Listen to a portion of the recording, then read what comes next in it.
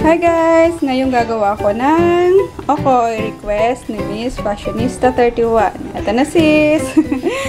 So, sa ingredients, kailangan natin ng toge. Ayan, malinis na yan, 15 pesos. Maliliit na hipon, 20 pesos. Medyong rekado niya, bawang, sibuyas. Tapos, aji ginisa, pampalasa. Tapos, aji siyo, garlic flavor for flavoring pa. Pepper, 3 egg, and then flour, tapos salt. So, paghahalu-haluin lang natin lahat yan, guys. Okay? So, ayan guys, paghahalu-haluin lang natin yung mga ingredients na pinakita ko kanina.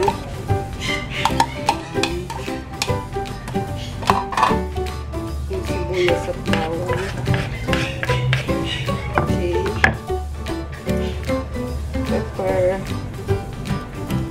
Pwede sa inyo kung gaano karaming pepper. Pero mas masarap yung mas madami. Mas madami, mas masarap para doon.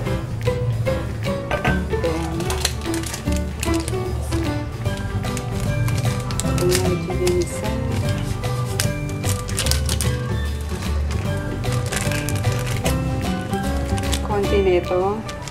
Yung garlic. Ayan. And then, eggs. Yung 3 eggs.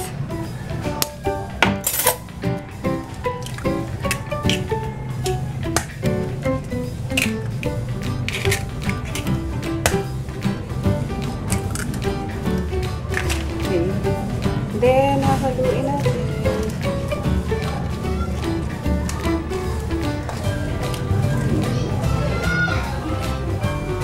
Sigyan natin ng konting asin.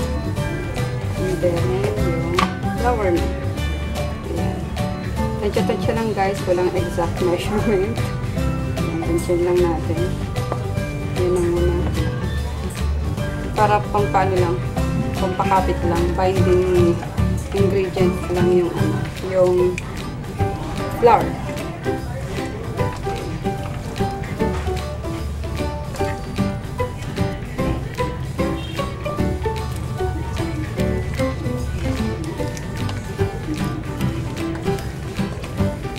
Ayan, konti pa kasi madami pang itlog dito eh. Konti pa siguro. Ano nga pala to, recipe to ni ni Ann Klutz. Nakita ko lang sa kanya. So, ayan, inano ko lang, ginawa ko lang din. And share ko lang ulit sa inyo kung paano niya ginawa. Sana tama itong ginagawa ko. Dapat ilalagay ko ang puso, kaso mahal ang puso ng saging. So, ano na lang, togi na lang din.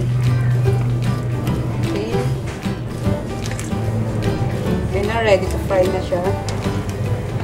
Coated na siya ng flour. Ganyan. Ganyan itsura.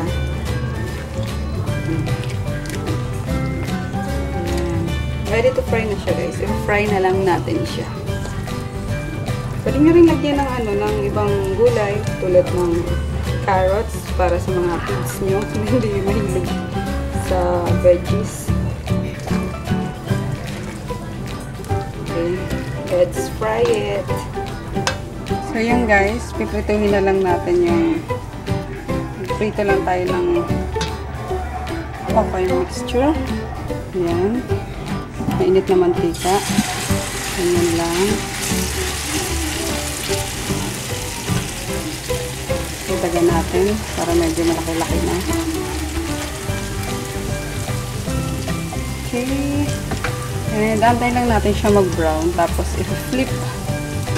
Yan. Mabilis lang yan. Kasi, ano lang naman yung gulay tsaka egg.